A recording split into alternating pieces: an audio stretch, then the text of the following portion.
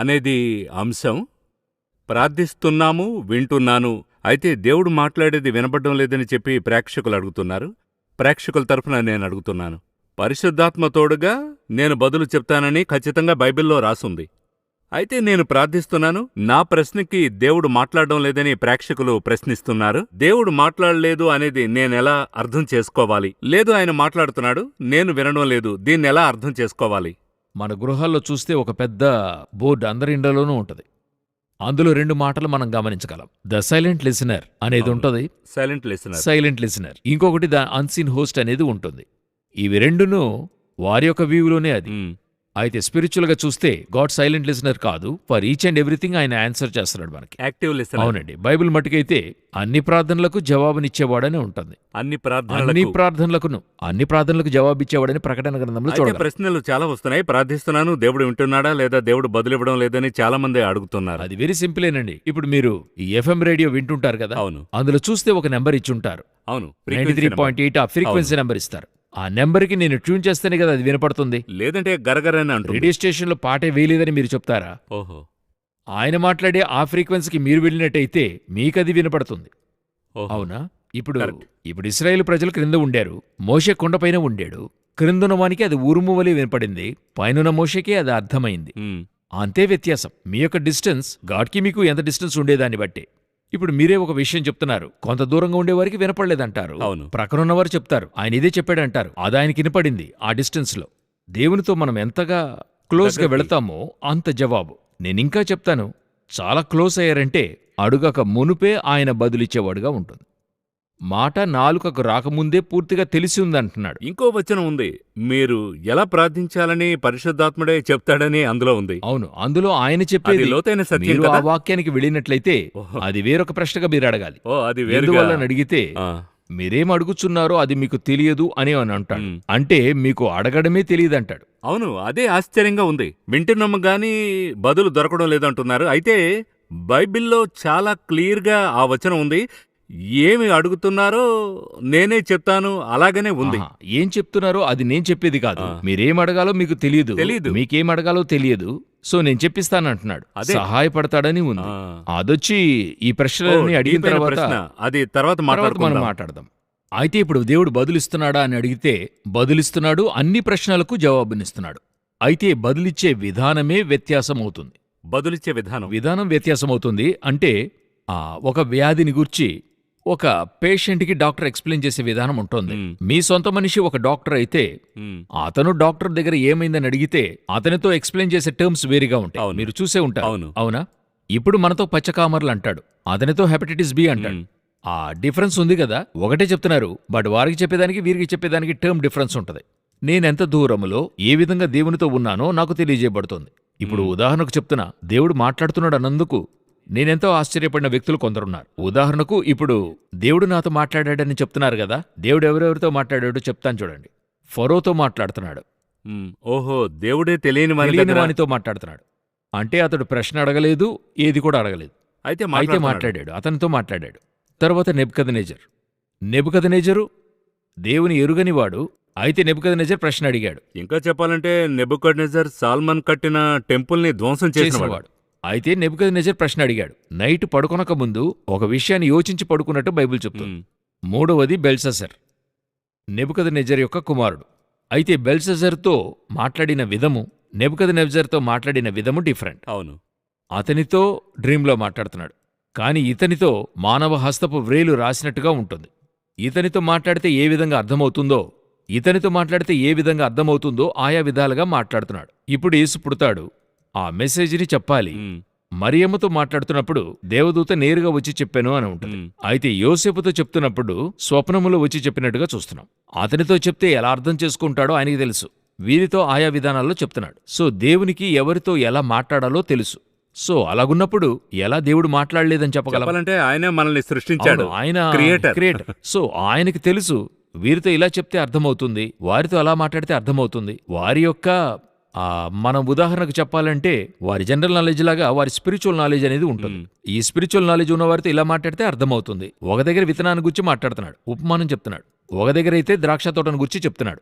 ఒక దగ్గర చెప్తున్నప్పుడు ఒక దగ్గరైతే గొర్రెపిల్ల వధించబడటం దాని గురించి మాట్లాడుతున్నాడు. అప్పుడు దేవుడు ఎవరితో ఎలా మాట్లాడితే అర్థమవుతుందో అలా మాట్లాడేటువంటి దేవుడు. ఆయన సైలెంట్ లిసనరే కాదు, ఆయన అన్ని చోట్లను అడిగే అన్ని ప్రశ్నలకు జవాబిచ్చేవాడు.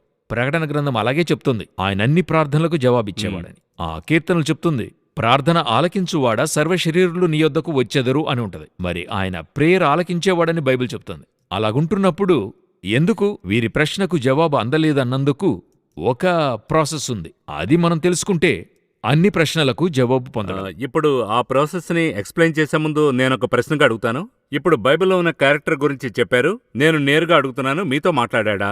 మీ దగ్గర పర్సనల్గా ఇది దేవుడు నాతో మాట్లాడాడని కరెక్ట్గా తెలిసిన అనుభవం ఏదైనా ఉంది అంటే ఆ దేవుడొచ్చి ముఖాముఖిగా చూశానని చెప్పను, అది నేను చెప్పను, అలా కాదు, ఆ అనుభవం లేదు.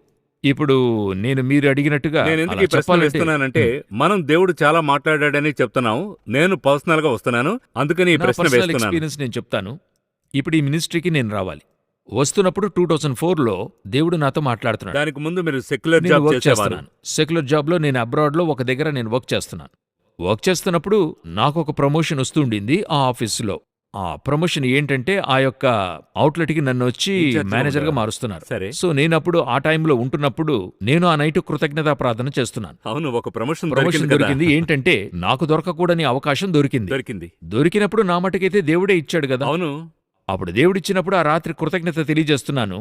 ఎప్పుడు నైటు, ఎందుకంటే అప్పుడు నిజం చెప్పాలంటే నాకు అక్కడ ఒక ఫ్రెండు లేడు. ఎందుకంటే నేనున్న స్థలంలో 100% బ్రిటిషర్సే ఉండేవాళ్ళు. అవును. సో అక్కడ నేను ప్రార్థన చేస్తున్నప్పుడు ఆ రోజు రాత్రి దేవుడు నాతో చెప్తున్నాడు, ఈ పనిని క్విట్ చేసి నువ్వు ఇండియాకి వెళ్ళమని చెప్తూ ఉన్నాడు. ఇప్పుడే ప్రమోషన్ వచ్చింది, ఇది క్విట్ చేసి ఇండియాకి వెళ్ళమని చెప్తున్నాడు. ఇప్పుడు ఇది దేవుడు మాట్లాడుతున్నాడనేది నేను ఎలా కన్ఫర్మ్ చేయగలను? మంచి ప్రశ్న. అవును, ఎందుకంటే ఇచ్చింది దేవుడే. అవును. అప్పుడు ఇది వదిలిపెట్టి వెళ్ళమన్నది గాడ్ అయ్యి ఉండొచ్చా? కరెక్ట్. అవునా? ఇచ్చేవాడే ఎలా విడవమంటాడు? మనం చెప్తాడు. 2003 ఏప్రిల్లో దేవుడు నాతో ఇది మాట్లాడుతున్నాడు. నా విసా రెన్యువల్ వచ్చి 2004 జనవరి. ఈ 8 months వచ్చి గాడ్ నాకు ఇచ్చినటువంటి బఫరింగ్ పీరియడ్. అంటే నేను తీర్మానం చేయవలసినటువంటి కాలం. ఈ 8 నెలల్లో నేను ప్రార్థిస్తున్నాను. ఈ 8 నెలలు దేవుడు నాతో ఒక్కొక్క రీతిగా మాట్లాడుతున్నాడు. నేను ఎలాగ ప్రశ్న అడుగుతున్నానో అన్నిటికీ జవాబు చెప్తున్నాడు. అత్యధికంగా వాక్యం నుండి మాట్లాడతాడు. చదివే వాక్యమో, వినే వాక్యమో, లేక అనేకంగా చూసుంటారు, బండి మీద వాక్యం రాసుంటారు.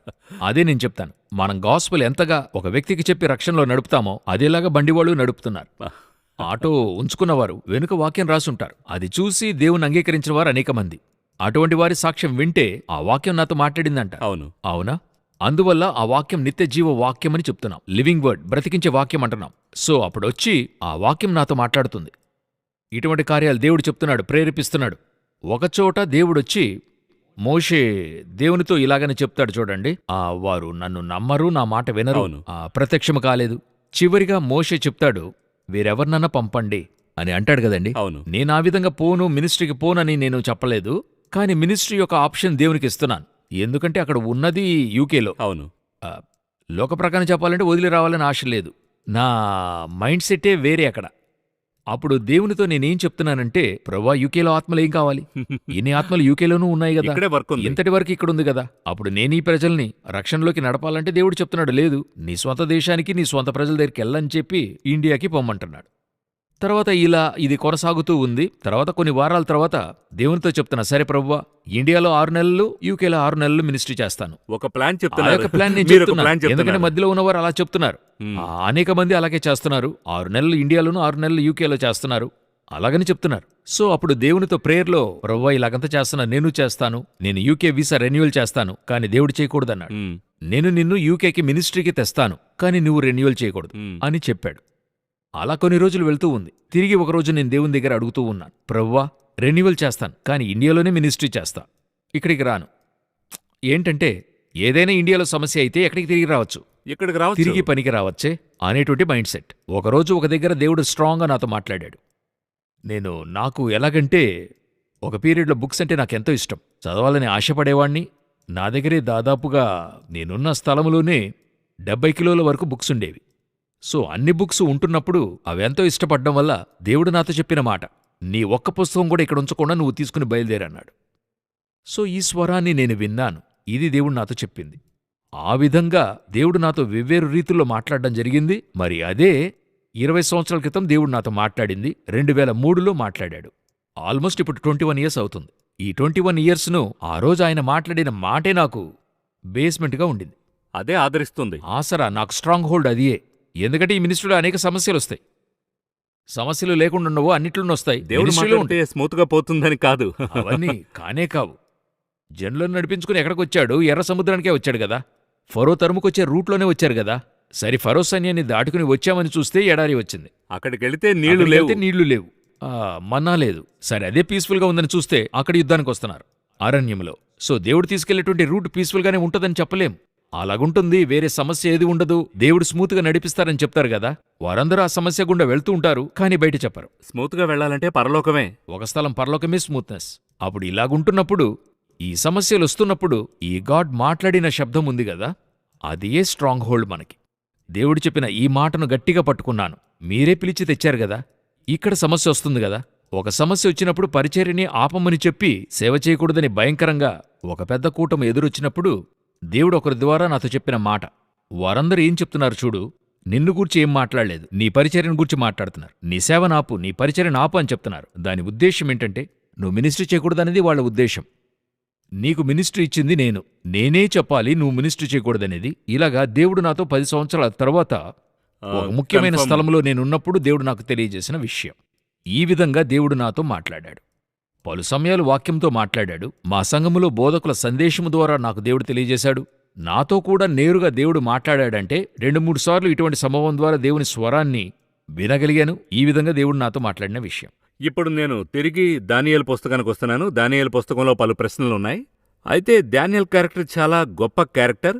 ఎందుకంటే Daniel, apostle John, Revelation, Daniel చాలాసార్లు చెప్పాము ప్రేక్షకులకి. Twin books, it's past, present and future. మరి దానియేల్ ఒక ముఖ్యమైన స్థలంలో ఉన్నాడు. A man understands vision and dreams. ఆ ప్రశ్నకు ముందు చాలామంది చెప్తారు, నేను ఇది కలలో చూశాను, 1 నెల క్రితం ఇది వచ్చింది, అదెలా జరిగిందని అంటారు. మంచి విషయమైనా సరే, చెడు విషయమైనా సరే, ఏదో ఒకటి. అయితే అలాగే చెప్తారు, ఇది ఇలాగే చూశానండి, జరిగింది అంటారు. అయితే ఇప్పుడు ప్రశ్న ఏంటంటే, ప్రేక్షకులు అడుగుతున్న ఒక పర్టికులర్ ప్రశ్న ఏంటంటే, కలకు దర్శనమునకు నాకు వ్యత్యాసం తెలియడం లేదు, దేవుడు మాట్లాడుతున్నాడా లేదా, నా ఓన్ ఇమాజినేషన్ అని అడిగేవారికి ఏం బదులు చెప్తారు? నేనిప్పుడు ఇది చెప్పడానికి ముందుగా, మనం ముందుగానే ఇంతకు ముందు ప్రోగ్రాంలో దీని గురించి కొంత లైట్గా టచ్ చేశాం. అందువల్ల ఇది చెప్పి నేను ఇందులోకి వెళ్తా, అప్పుడు ఈజీగా అర్థం అవడానికి చెప్తున్నా. గాడ్ మనతో మాట్లాడటానికి we have so many ways ఉన్నాయి, అనేక మార్గాలున్నాయి. బైబిల్లో మరి స్పెషల్గా చెప్పాలంటే 7 మార్గాలున్నాయి. 7 వేస్ దేవుడు మనతో మాట్లాడటానికి. ఇవి ఒక్కొక్కటి ఆ స్పిరిచువల్ స్టాండర్డ్ని బట్టి ఉంటాయి. 7 అనేది మంచి నెంబర్ బైబిల్లో, పరిపూర్ణం అంటుంటారు. అప్పుడు ఈ 7 విధాలలో ఒక్కొక్కరి స్టాండర్డ్ని బట్టి అది. ఫస్ట్ స్టాండర్డ్ అంటే టాప్ అంటే ఏంటని అడిగితే, దేవుడు ఇప్పుడు మనిద్దరం మాట్లాడుతున్నట్టుగా దేవునితో కూర్చుని మాట్లాడచ్చు. మోసెస్కి జరిగినట్టుగా ముఖాముఖిగా ఆయనే చెప్తున్నాడు వాక్యంలో, నేను మిగతా వారితో మాట్లాడినట్టుగా నేను మోషేతో మాట్లాడటం లేదు, ఒక స్నేహితునితో మాట్లాడినట్లు మోషేతో ముఖాముఖిగా మాట్లాడుచుండెను, మిగతా ప్రవక్తలతోనైనా దర్శనంగా మాట్లాడతాను, ఇతనితో అలా మాట్లాడటం లేదు, స్నేహితుని వలె మాట్లాడినట్టు చూస్తున్నాం. అబ్రహాంతో స్నేహితుని వలె ఫ్రెండ్ ఆఫ్ గాడ్ అని రాయబడి ఉంది. చెప్పాలంటే ఆ విషయంలో అబ్రహాంతో ఏం చెప్తున్నాడంటే, ఆ కార్యము నీకు దాచదనా అనేది దేవుడు చెప్తున్నాడు కదా. అయితే అబ్రహాము చూసిన దేవుని యొక్క విషయానికి మోషే చూసిన దానికి డిఫరెన్స్ ఉంది. కావాలంటే ఈ ప్రశ్న నోట్ చేసుకోండి, తిరిగి దీనిలో కూడా మాట్లాడుతూ ఉంటే చాలా ప్రశ్నలు, అనేక ప్రశ్నలు మనకే వస్తున్నాయి. చూడండి, ఈ అబ్రహాం వచ్చి మమ్రే దగ్గర ఉన్న సింధూరవనంలో ఆయన చూడటానికి 3 వస్తారు. అవును, అక్కడ చూడటానికి మోషే కొండపైన చూస్తాడు, ఒక కొండ మీద నుండి దేవుడు చూపిస్తాడు. అక్కడ చూడటానికి గాడ్ డిఫరెంట్ స్టాండర్డ్స్ ని మనం చూడగలం. ఇప్పుడు మనకు ఆ ప్రశ్న వచ్చినప్పుడు చెప్తాను, లేకపోతే వీళ్ళకి కొంత క్యూరియాసిటీ. ఆ ప్రశ్న వచ్చినప్పుడు చూద్దాం. సో అప్పుడు ఈ స్థలంలో చూసినట్టయితే గాడ్ వచ్చి ముఖాముఖిగా మోషేతో మాట్లాడుతున్నాడు. ఇది ఫస్ట్ స్టేజ్. కొంచెం నేనింకా ఎదగలేదు, ఇంకా కొంత నేను తక్కువగా ఉన్నాననే విషయాన్ని చెప్తున్నప్పుడు ఆయన స్వరాన్ని మాత్రం మీరు వినగలుగుతారు, సౌండ్ మాత్రం మీరు వినగలుగుతారు. ఇప్పుడు ఆ ప్రత్యక్ష గుడారంలో సమూయేలు వింటున్నాడు. సమూయేలు సమూయేలు అనే స్వరం వినపడుతుంది. ఆ స్వరం విన్న వెంటనే తను ఇదైపోతున్నాడు. సో ఈ విధంగా దేవుడొచ్చి తన స్వరముతో మాట్లాడటానికి దేవుడు అనేక మందితో మాట్లాడుతున్నాడు. ఇప్పుడు ఆ పౌలు చెప్తున్నాడు న్యూ టెస్టిమెంట్లో, దమస్కు మార్గములో గొప్ప వెలుగు చేత నేల మీద పడతాడు. అప్పుడు ఒక స్వరము పలుకుట వింటిని, సౌలా సౌలా నీవెందుకు నన్ను హింసించుచున్నావని నాతో ఒక స్వరం పలుకుట వింటిని. ఆ తర్వాత ఒక చక్కటి వాక్యం ఉంటుంది. దాని తర్వాత కూడా ఉన్నవారు ఆ స్వరము వినలేదు అని ఉంటది. అవును, ఆ శబ్దం ఈయనకే వినబడింది. ఈయనకి మాత్రం వినబడినట్టుగా ఉంటది. అదే విషయాన్ని యాక్చువల్గా మరొక చోట రాయబడి ఉంటది, వినబడింది వారికి కూడా వినబడిందని ఉంటుంది. సో దానికి కారణాలున్నాయి. సో ఇది సెకండ్ స్టేజ్. సెకండ్. గాడ్ మీతో మాట్లాడేది సౌండ్. అయితే ఫస్ట్ స్టేజ్కి దీనికి ఏంటి డిఫరెన్స్ అంటే, నేను మిమ్మల్ని చూశాను కదా, సో మీరు నాకు ముఖాముఖిగా తెలుస్తున్నప్పుడు నాకు క్లియర్గా తెలుసు మీరే మాట్లాడుతున్నారని. క్లారిటీ ఉంది. ఇప్పుడు ఫోన్లో మాట్లాడుతున్నాను కదా, సమ్టైమ్స్ ఫోన్లో మాట్లాడేప్పుడు నేను మీతో మాట్లాడుతున్నది వింటున్నప్పుడు మీ స్వరమేనా అని స్పష్టంగా తెలియకపోవచ్చు. అవును. హలో అన్న వెంటనే హలో నేనే అశ్విన్ మాట్లాడుతున్నాను, మీరా బ్రో మీ స్వరం సరిగ్గా వినపడలేదని చెప్తాం కదా. అవును, ఆరోగ్యం బాగాలేకపోతే కూడా కనిపెట్టగలం, మీ స్వరం వేరేలా ఉంది, ఆరోగ్యం బాగాలేదని అడుగుతాం కదా. అలాగే సమూయేలు అడుగుతున్నాడు, ఎవరు మాట్లాడుతున్నారంటాడు. ఇంకా చెప్పాలంటే ఇప్పుడు ఏఐ వచ్చింది కాబట్టి స్వరమే మారుస్తున్నారట. వాయిస్ చేంజర్ అనేది వచ్చింది. ఇంకా జాగ్రత్తగా ఉండాలి. మాట్లాడేది ఎవరిని తెలియదు. ఇప్పుడు ఏ టెక్నాలజీ అయితే మీరు కూర్చుని మాట్లాడుతున్నట్టుగానే వేరొకరిని కూర్చోపెట్టి మాట్లాడించచ్చు. సో ఇప్పుడు ఇది రెండవ స్టేజ్, స్వరం వినడం అనేది. ఇది కొంత స్టాండర్డ్ తక్కువ. స్టాండర్డ్ తక్కువ అంటే మోసం అనేది కాదు. టాప్ నుండి ఇప్పుడు మనం 100కి 95కి ఉన్న డిఫరెన్స్ అని పెట్టుకోండి. క్రితం మాట్లాడినట్టుగా ఒక అబ్బాయి 98 తీసి ఏడ్చినట్టుగా చెప్పారు కదా, ఆ విధంగా ఇది రెండవ స్టేజ్. మూడవది ఉంది, అది ఏంటని అడిగినట్లయితే ప్రవక్తల ద్వారా దేవుడు మాట్లాడేటువంటిది. మీ దగ్గర ప్రవక్తలను పంపుతారు, ఏలియా, ఎలీషా ఎటువంటి వ్యక్తులు వచ్చి చెప్తారు, దేవుడు మీతో ఎలా చెప్తున్నాడు, ఇది చెప్పాడు అది చెప్పాడు అంటారు. న్యూ టెస్టిమెంట్లో ప్రవచనం అనేది సంఘములో నుండి, సంఘమునకు క్షేమాభివృద్ధి కలుగు నిమిత్తం అంటారు, చర్చిలో నుండి చెప్తారు. ఇదే చెప్పడం జరుగుతుంది. సంఘమునకు వెళ్ళినప్పుడు సేవకుని ద్వారా దేవుడు మాట్లాడుతాడు. అయితే ఇది కొంచెం మిస్యూజ్ అవుతుందేమో. చాలా మంది ప్రజలు ఇది చెప్తారని వెతుకుచూ పెడుతున్నారు. ఇందులో వచ్చి ఈ ఛానల్ కరెక్ట్ గా ఉంటేనే సెట్ అవుతుంది, ఛానల్ కరెక్ట్ కాకపోతే సెట్ అవుతుంది. ఇప్పుడు దేవుడు మాట్లాడుతున్నాడు, అది పొందుకుని ఇచ్చేవారు కరెక్ట్ అయిన వ్యక్తిగా ఉండాలి కదా. ట్యాంకులో నీళ్లున్నాయి, క్రింద బిందెని పెట్టాము, పైనుండి వచ్చే పైపు తుప్పు పట్టుంటే అంతా తప్పు అవుతుంది, తుప్పు అయిపోతుంది. నీళ్లు మంచి నీళ్లే, మనకే అవసరం ఉంది. బట్ వచ్చేటువంటి పాత్ కరెక్ట్గా ఉండాలి కదా. సేవకుడు ఎంతగా దేవునితో ఉంటాడో అంతగా ప్రవచనం దేవుని నుండి ప్రజలకొచ్చి చేరుతుంది. అందువల్ల చూడండి, పరిశుద్ధాత్ముడు సంఘంతో మాట్లాడేప్పుడు వాక్యం స్పష్టంగా ఉంటుంది. ఎఫెసులో ఉన్న సంఘపు దూతకు ఇలాగు రాయము. ఎఫెసు సంఘానికి రాసేది కాదు. ఎఫెసు సంఘపు దూతకు రాయినది అంటే ఏంటి అర్థమంటే, అక్కడున్న పర్టికులర్ పర్సన్కి ఆయన రాసేటువంటిది. సో మనము చర్చ్లో ఒక సేవకుడు ఎంత దూరానికి దేవునితో ఉంటాడో అంతగా ప్రాఫెటికల్ వర్డ్ వస్తుంది. మీరు ప్రాఫెట్గా ఉండే అవసరమే లేదు, మీరు పాస్టర్గా ఉంటే చాలు. అయితే ప్రాఫెటికల్ వర్డ్ మీ నోటి నుండి వస్తుంది.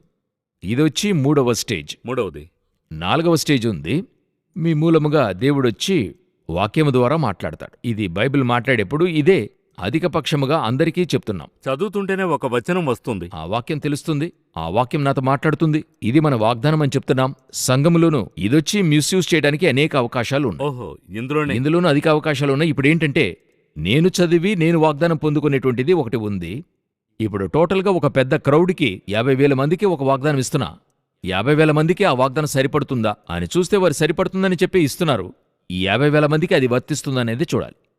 ఇంకొకటి ఉంది, ఇది ఆ వాగ్దానాన్ని స్వతంత్రించుకునేవారు ఉన్నారు. ఎంతగా విశ్వసిస్తున్నారో అంతగా క్రియ జరగబోతుంది. పలు సమయాల్లో ఇందులో ఏ సమస్య ఉంటుందంటే, మీరు ఒక ప్రాబ్లంతో వెళ్తున్నారనుకోండి, మీ సమస్యకు తగినట్టుగా కొన్ని వాక్యాలు చదువుతున్నప్పుడు దేవుడు మీతో మాట్లాడుతున్నట్టుగానే ఉంటుంది. కొన్ని సమయాల్లో అలా అవును, పర్టికులర్గా. అయితే కొన్ని సమయాల్లో ఆ వాక్యము అది దేవుడు మాట్లాడుతున్నట్టుగా ఉండదు. ఇలాగ కన్ఫ్యూషన్ అయ్యే ఛాన్స్ ఉంది. అయితే అధిక శాతం ఇది ఒక సక్సెస్ఫుల్ అయిన గాడ్ మాట్లాడే విషయం. అందులోనూ డిసర్న్మెంట్ మనకు తెలియాలి. గాడ్ అది యూజ్ చేస్తున్నాడా, గాడే అక్కడి నుండి తెలియజేస్తున్నాడా, పరిశుద్ధాత్ముడు మీ హృదయంలో మాట్లాడతాడు, మీ ఆత్మలో ఒక ఆనందం కలుగుతుంది. ఇదొచ్చి నాలుగవది. ఐదవది మీరు చూసినట్లయితే మీ యొక్క విషన్స్. ఐదవది విషన్. అవును, విషన్స్ ను గురించి మాట్లాడుతున్నప్పుడు అందులో ప్రాబ్లమ్స్ ఏంటంటే, ఇప్పుడు ఈ విషన్ వస్తున్నప్పుడు మీరు విషన్ వచ్చి అర్థం చేసుకునే విషయము, ఆ విషన్కి మీరిచ్చే ఇంపార్టెన్స్ ఎంతో ముఖ్యంగా ఉంటుంది. పలుసార్లు దర్శనాన్ని పొందుకుంటున్నాం, అది దేవునిదా అనేది అనేక మంది చెప్తుంటారు. అన్నా ఈ విధంగా దర్శనం ఇచ్చాడు. నేను వారి పేరును చెప్పను, ఒక సేవకుడు, అనేక మంది ఉన్నారు. ఒకరైతే ఒక్కొక్క మీటింగ్లోనూ నేను దర్శనం చూశాను అంటాడు. సరేనా, ఒక దర్శనం నేను చూశాను, హెవెన్ నాకు చూపించింది. ఆ దర్శనం నేను మర్చిపోతానా? ఖచ్చితంగా మర్చిపోం కదా. అలాగే ఉంటుంది, చనిపోయేంత వరకు ఉంటుంది. పెద్ద విషయం కదా. నాకు హెవెన్ ఇస్తుంది. నేను ఒక్కొక్క మీటింగ్లోనూ దర్శనం చూశానంటే మీరే ఒక 20,000 దర్శనాలు చెప్పారు. మీ జీవిత కాలంలో 20,000 దర్శనాలు మీ జ్ఞాపకంలో ఉన్నాయా? లేదు, ఉండదు కదా. ఏహెచ్కేల్ పుస్తకంలో మీరు చూడండి, ఏహెచ్కేలు దర్శనాన్ని చూస్తాడు.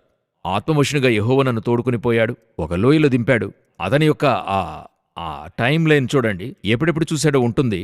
ఒక దర్శనానికి మరొక దర్శనానికి మధ్యలో కనీసం 6 నెలల డిఫరెన్స్ ఉంటుంది. అతడే చెప్పుంటాడు. 30వ సంవత్సరం 4వ నెల 5వ దినం. ఆ యొక్క 4వ నెలలో 5వ దినమున దేవుడు నాతో మాట్లాడాడు. ఇప్పుడు ఈ దర్శనాలని ఒకదాని వెనుక ఒకటి చూడండి. వారి లైఫ్లోనే మొత్తంగా 3, 4 లేక 5 దర్శనాలు చూసుంటారు. మొత్తంగానే దానినే వారు ఎక్స్ప్లెయిన్ చేసుంటారు. ఇప్పుడు 37వ అధ్యాయం ఉంది. అది ఎముకలతో నిండి ఉన్న లోయలోని దర్శనం. ఆ ఒక్క దర్శనాన్ని చూస్తున్నాడు. ఆ ఎక్స్ప్లెనేషన్ ఆ అధ్యాయం అంతటా ఉంది. అదేలాగా 38వ అధ్యాయంలోనూ 39వ అధ్యాయంలోనూ ఒక దర్శనం చూస్తున్నాడు. ఆ దర్శన వివరము 2 అధ్యాయాల్లో ఉంటది. అయితే ఈరోజు మనం దర్శనం అనే పేరులో ఒక్కొక్క మీటింగ్లోనూ ఇది చాలదనక ఒక్కొక్కరికి ప్రార్థన చేసేప్పుడు, ఇది చాలదనక ఒక్కొక్కరి ఇంటికి వెళ్ళినప్పుడు కొంతమంది వచ్చి కూర్చున్న వెంటనే మనం అడగము, వాళ్లే ప్రార్థించి దేవుడు నాకు ఇది చూపిస్తున్నారంటారు. అది మంచి విధంగా చెప్పేవాళ్ళు ఉంటారు, భయపెట్టి వెళ్లేవారు కూడా ఉంటారు. మీ ఇంట్లో ఒక పామును చూశాను. ఆ డీజే అంకుల్ ఒక మాట చక్కగా చెప్తారు. వారి మెసేజ్లు చెప్పారు. సేవకుడు నా ఇంట్లో ఇది ఉంది అని చెప్పి భయపెట్టేవాళ్ళు అవసరమే లేదు. అది ఎవరైనా భయపెట్టి వెళ్తారు. అలాగూ ఉంటే అది తీసి ఆ ఇంటికి నెమ్మదిచ్చేవాళ్ళు ఇప్పుడు అవసరం. ఈరోజు అనేకులు జనులనొచ్చి భయపెట్టే దర్శనం. ఇలా చూస్తున్నాను, ఒక పెద్ద పాము అట్లే మీ తలను పట్టుకోవడానికి వస్తుంది. అది ఎట్లా పట్టుకోవడానికి వస్తుంది? మొదట ఏమడుగుతున్నానంటే, పాము తలని దేవుడు చితక్ కొట్టాడే. ప్రకటన గ్రంథంలోనైతే దానికి తోకే ఉంది, తల లేదు. ప్రకటన గ్రంథంలో అలాగే ఉంది. వీళ్ళింకా ఆ పాముకి తల ఉంది, చూశాము, పట్టుకోవడానికి వస్తుంది, మీరు ఇంతని ఒప్పుకోలు చేసుకోండి, ఇంతివ్వండి. ఇవన్నీ కూడా దర్శనంలో వచ్చేటువంటి సమస్యలు. ఇప్పుడు విశ్వాసకేంటి సమస్య? ఏది దేవుని నుండి వచ్చినటువంటిది, ఏది అక్కడి నుండి రానిటువంటిది? అదే నేను చెప్తాను. ఈ దర్శనము ఈ న్యూ టెస్టిమెంట్లో దర్శనమనేది ఉంది, లేదని చెప్పలేదు. మీ ముసలివారు కలలు కందురు, మీ యవనులు దర్శనములు చూతురు, అన్నీ ఉన్నాయి. అయితే మీరు దేవుని యొద్ద చూసే దర్శనాలు మిమ్మల్ని నిద్రపోనివ్వదు. అది మీతో మాట్లాడుతుంది. ఇంకొకటి, మీకు దర్శనమిచ్చినప్పుడు అది వివరించక దేవుడు వదిలిపెట్టాడు. ఎందుకంటే కన్ఫ్యూజ్ చేసే దేవుడే కాదాయన. ఆ వివరాన్ని ఇచ్చేంతవరకు దేవుడు మీకు నెమ్మదిని ఇవ్వడు. సో దర్శనమన్నది మరొక స్టేజ్. దీని తర్వాత ఉండే 6వదైతే డ్రీమ్స్, స్వప్నములు అని అంటాం. ఇది ఎందుకు 6వ స్టేజ్కి వస్తుందంటే, ఇది అందరికీ వస్తుంది. నెబుకద్నెజరుకొచ్చింది. అది దేవుడిచ్చిన ఇన్బిల్ట్ మ్యాన్లో ఒక డ్రీమ్ అనేది ఉంది. ఈనాటి వరకు సైన్స్ ఓడిపోయే విషయాలలో ఒకటి డ్రీమ్స్. డ్రీమ్స్ ఎలాగ ఏర్పడుతున్నాయన్నది సైన్స్ ఈనాటి వరకు ఏం చేయలేకపోయింది, కనిపెట్టలేకపోయింది. ఎలా ఏర్పడుతుందన్నది తెలియదు. వాళ్ళింకా ఏం చెప్తున్నారు, బిడ్డ పుట్టి ఒక 3, 4 లేక ఒక వారం 10 రోజుల తర్వాత బిడ్డ వచ్చి నిద్రలో నవ్వుతుంటది. యూజువల్గానే అనేక బిడ్డలు నిద్రలో నవ్వుతుంటారు. మనవాళ్ళు ఏం చెప్తుంటారంటే, వారు దేవదూతల్ని చూస్తున్నారు, వారికైన దూతల్ని వారు చూస్తున్నారు, అందువల్ల అలా నవ్వుతున్నారని చెప్తారు. కానీ డాక్టర్స్ ఏమంటున్నారంటే, అప్పుడే వారికి డ్రీమ్స్ ఏర్పడటం మొదలవుతుందంట. ఇనిషియేషన్. ఆ డ్రీమ్ని ఫస్ట్ చూసేప్పుడు తనలో తనకు ఆ సంతోషం వస్తుంది, అందువల్ల నవ్వుతుందంటారు. అయితే ఆ డ్రీమ్ ఎలాగ ఏర్పడుతుంది, ఎందువల్ల ఏర్పడుతుంది? ఆ బిడ్డ ఇంకా ఎటువంటి అనుభవాన్ని పొందలేదే. మరి చిరునవ్వు నవ్వే బిడ్డ ఏడుస్తూ ఉంటే మనం ఇప్పుడు ఫోన్ తీసి వాడి చేతికి ఇచ్చేస్తాం. అది సో ఆ డ్రీమే పోయింది, అన్నీ ముగిసిపోయాయి. ఇప్పుడు వాళ్ళ డ్రీమే కాల్చేదానిలో ఉంది. కళ్ళు మూస్తేనే కాల్చేవి వస్తున్నాయి. అయితే పిల్లలు ఆ డ్రీమ్ ఎక్కడ ఏర్పడుతుంది, ఎలా తనలో వస్తుంది అనేటువంటిది ఇంకా సైన్స్లో క్రొత్తవిగానే ఉన్నాయి. అనేక విషయాలున్నాయి కదా. ప్రాణం పోయిందంటున్నారు. ఈ ప్రాణం మొదట శరీరంలో ఎక్కడుంది, అదెక్కడికెళ్తుంది? అన్ని అవయవాలు బాగానే ఉన్నాయి. అయితే ప్రాణం పోతే అన్నీ పోతున్నాయి. దానికి మెడికల్గా ఒక టర్మ్ చెప్తున్నారు, కార్డియాక్ అరెస్టు లేదా heart attack, what ever it is మీరు చెప్పుకుంటున్నారు. బట్ ఈ ప్రాణం అన్నది ఎక్కడ ఉంది, ఎక్కడికెళ్తుంది? సోల్ అది ఎక్కడికెళ్తుంది? ఎందుకు అది పోయిన వెంటనే ఇంత పెద్ద మనిషి ఏమి లేకుండా కింద పడిపోతున్నాడు? ఎవరు ఐన్స్టైనే కానివ్వండి, మహా అలెగ్జాండర్ కానివ్వండి, ఎటువంటి సైంటిస్ట్ కానివ్వండి, ఎటువంటి వారియర్ కానివ్వండి, ఆ ప్రాణం అన్నది పోయిన వెంటనే ఎటువంటి చలనం లేకుండా పడి ఉండటం, దాని పేరే బాడీ అంటున్నాం. బాడీ అని చెప్తున్నాం కదా. సో అది సైన్స్లో అర్థం కాని విషయాలు కొన్ని ఉన్నాయి. అందులో ఒకటి డ్రీమ్స్. అయితే ఈ డ్రీమ్స్ అన్నవి అందరికీ వస్తాయి, అంతమందికి వస్తాయి. ఇందులో దేవుడు మీకు ఇచ్చినటువంటి డ్రీమ్స్ ఏంది? ఇది డిఫరెన్షియేట్ చేసి చూడాలి మీరు. మంచి ప్రశ్న. అవునా? కరెక్ట్. ఇప్పుడు వాక్యం ఏమంటుందంటే, విస్తారమైన పనిపాటుల వలన స్వప్నం పుట్టును అని ఉంటుంది. చాలా సమస్యలు తలెత్తితే ఆ అంతరంగ మనసులో మీ యొక్క అన్కాన్షియస్ మైండ్లో ఉంటుంది, సబ్ కాన్షియస్ మైండ్లో ఉంటుంది. సో అది ఏం చేస్తుందంటే, కొన్నిసార్లు మీకు తెలియకుండానే కొందరిని చూసారా, ఆ మంచంలో పడుకుని ఉంటారు. అయితే వాళ్ళని చూసినట్లయితే ఆ స్వప్నములో నాకు జరిగింది, అందువల్ల నేను చెప్తున్నా. స్వప్నములో అట్లాగే ఒక గొప్ప కట్టడం పైకి తీసుకునెళ్తారు, యుద్ధం జరుగుతుంది, పైనుండి క్రిందకి అలా తోయడం జరుగుతుంది. అయ్యో అని కేకేసి కింద పడితే చూస్తే మంచం నుండి క్రింద పడి ఉంటాం. లేచి చూస్తే మనకి అట్లే ఒళ్ళు చెమట పట్టుంటది, పడతాయి. అలాగుంటది. నిజంగానే ఒక సంభవం జరిగినట్టుగా ఉంటుంది. అయితే అదొచ్చి చూస్తే మంచం నుండి క్రింద పడి ఉంటాం. కొంతమందికి ఎగ్జామ్ ఫీవర్ వస్తుంది. ఎగ్జామ్ ఫీవర్ ఉంటాయి, చాలా ఉంటాయి చూడండి ఇటువంటి విషయాలు. అప్పుడు ఈ డ్రీమ్లోనే చాలా డిఫరెన్స్ ఉంటాయి. విస్తారమైన ఒత్తిళ్ల వల్ల కలుగుతుంది. అవును. అదే సమయంలో దేవుడిచ్చేది కూడా వస్తుంది. సో దేవుడిచ్చే డ్రీమ్ కి మనకొచ్చే డ్రీమ్ కి వ్యత్యాసం ఎలా కనుక్కోవాలి? తిరిగి చెప్తున్నాను, అది సోల్కి మీకు ఉన్న రిలేషన్షిప్. మరి ఇప్పుడు చూడండి, నెబుకద్నెజర్కి స్వప్నం కలిగింది. అవును. అతని వల్ల నిద్రపోలేకపోయాడు చూడండి. నిద్రపోలేదు, కలను కూడా మరిచిపోయాడు. అంతలో అదే అదొక పెద్ద విషయం. నేను చాలా ఆశ్చర్యపడిన విషయం ఏంటంటే, ఒక స్వప్నము నన్ను ఏదో చేస్తూ ఉంది. అయితే అది ఏదై ఉన్నదో నాకు తెలియలేదు. తెలియలేదు. దానికి రీజన్ ఉంది. అది ఏంటని అడిగితే, ఇప్పుడు ఆ స్వప్నం ఏంటన్నది ఇతను చెప్తే అంతమంది కూడా దానికొక వివరణ ఇచ్చి ప్రతి ఒక్కరు ఏదో ఒకటి చెప్తారు, అందరూ ప్రారంభిస్తారు. అందువల్లనే నెబుకద్నెజరు చెప్తాడు, మీరు చూసి కాలహరణం చేస్తున్నారు, అందువల్ల అవన్నీ కాదని చెప్తాడాయన. ఇది దానియేలు కొరకు దేవుడు చేసింది. స్వప్నాన్నిచ్చి అది మరువజేసి, కాని ఆ ట్రేస్ మాత్రం ఉంచాడు. అది అట్లే తనలో ఉంది, ఏదో ఉందని కొంతమంది చెప్తారు. ఈ చోట ఆ పేరు ఉందండి కాని బయటికి రావట్లేదంటారు. అవునండి, కొన్నిసార్లు కరెక్ట్. మనసులో ఉందండి కాని రావట్లేదు, కాని ఉంది. మెదడులో తడుతుంది కాని చెప్పలేకపోతున్నాం, జ్ఞాపకం లేదు. ఆ విధంగానే నెబుకద్నెజర్కి అయింది. అప్పుడు ఈ స్వప్నాన్ని దేవుడు వివరించేంతవరకు తనను వదిలిపెట్టాడు. ఫరోకొచ్చిన స్వప్నము అదేవిధంగా తనకు వచ్చింది. జోసఫ్కొచ్చిన స్వప్నం, పాత నిబంధన జోసఫ్ కానివ్వండి, న్యూ టెస్టిమెంట్ జోసఫ్ కానివ్వండి, వారిలో వచ్చేటువంటి స్వప్నం. అదేవిధంగా మరి పేతురుకు వచ్చినటువంటిది. అవును. ఇవన్నీ కూడా వెరీ ఇంపార్టెంట్. ఈ స్వప్నములన్నీ అది దేవుడిచ్చేదిగా ఉంటుంది. దేవుడు మాట్లాడతాడు, అందులోకైనా రిజల్ట్ బయట తెలుస్తుంది పలు సమయాల్లో. కానీ అది దేవుడిచ్చేటువంటిది. కొన్నిసార్లు మీరు ఏమి యోచించి పడుకుంటారో అది స్వప్నంగా వస్తుంది, అది మరొక సమస్య. కొందరు నాతో మాట్లాడేప్పుడు చెప్తారు, వారు నాకు ఇది విరోధంగా చేయడం చూశాను, ప్రభువు చూపించాడు. ఎలా చూపించాడు? నాకు విరోధంగా శ్మశానంలో ఏదో చేస్తున్నారు. వాక్యమేం చెప్తుందంటే, నిజముగా యాకోబులో మంత్రము లేదు, ఇశ్రాయేలులో శకునము లేదు, చేయలేరని చెప్తుంది. వీరు చేస్తున్నారనే అంటున్నారు. అగెయిన్స్ట్ వర్డ్ ఆఫ్ గాడ్ ఇది ఫస్ట్. రెండవ సమస్య ఏంటంటే, ఈ స్వప్నం వచ్చి ఎవరైనా ఏదైనా మీతో చెప్పి వెళ్ళిపోతారు. బ్రదర్, మీకు అనేక విరోధులున్నారు కాబోలు, నేను ప్రార్థించాను, దేవుడు చూపించాడు, మీ కొరకు కొంచెం అంటారు. ఇది నిజంగా చెప్పేవాళ్ళు ఉంటారు. అయితే ఇది ఉంచుకొని మిమ్మల్ని తమ కంట్రోల్లో తీసుకునేవాళ్ళు ఉంటారు. మనం జాగ్రత్తగా మనమే ఉండాలి. చాలా జాగ్రత్తగా ఉండాలి. స్వప్నం చివరిగా ఒకటుంది, ఇదే ఏడవదనుకోండి. అది ఏంటంటే, దేవుడు వీటిలో దేని ద్వారా మీతో మాట్లాడలేకపోయాడనుకోండి, మీరు ఏ స్టాండర్డ్లోనూ లేరు. బట్ దేవుడు ఏదో మీతో స్పర్శిస్తున్నాడు. నాన్ బిలీవర్స్ చేత మాట్లాడతాడు. ఓహో. బిలాముతో ఎవరు మాట్లాడారు? గాడిద మాట్లాడింది. ఎందుకంటే గాడు చెప్పి వినలేదు. చివరిగా మాట్లాడటానికి ఒకే దారి ఉంది, గాడిద ద్వారా దేవుడు మాట్లాడాడు. ఇదే నాన్ బిలీవర్స్ ద్వారా మాట్లాడేది. సో ఈ విధంగా దేవుడు ఏం చేస్తున్నాడంటే, 7 రీతులో మాట్లాడుతున్నాడు. 7 విధాలుగా దేవుడు మాట్లాడే అవకాశం ఉంది. మొత్తంగా చెప్పేదేంటంటే, దేవుడు మాట్లాడలేదు అని చెప్పకండి, ఎన్ని విషయాలున్నాయి, దయచేసి అండర్స్టాండ్ చేసుకోమని చెప్తున్నారు. చాలా సంతోషం బ్రదర్ జగన్. మనకింకా చాలా ప్రశ్నలున్నాయి. మరో కార్యక్రమంలో మనం దానియేల్ డ్రీమ్స్కి విషయానికి వచ్చేద్దాం. ముఖ్యమైన విషయం, నేను చాలా వెయిట్ చేస్తున్నాను. ఈ కార్యక్రమంలో దీన్ని ఫౌండేషన్గా ఉంచుకుందాం. మరో బ్రాడ్కాస్ట్లో కొన్ని లోతైన ప్రశ్నలతో ఎంటర్ అవుదాం. Thank you and God bless you.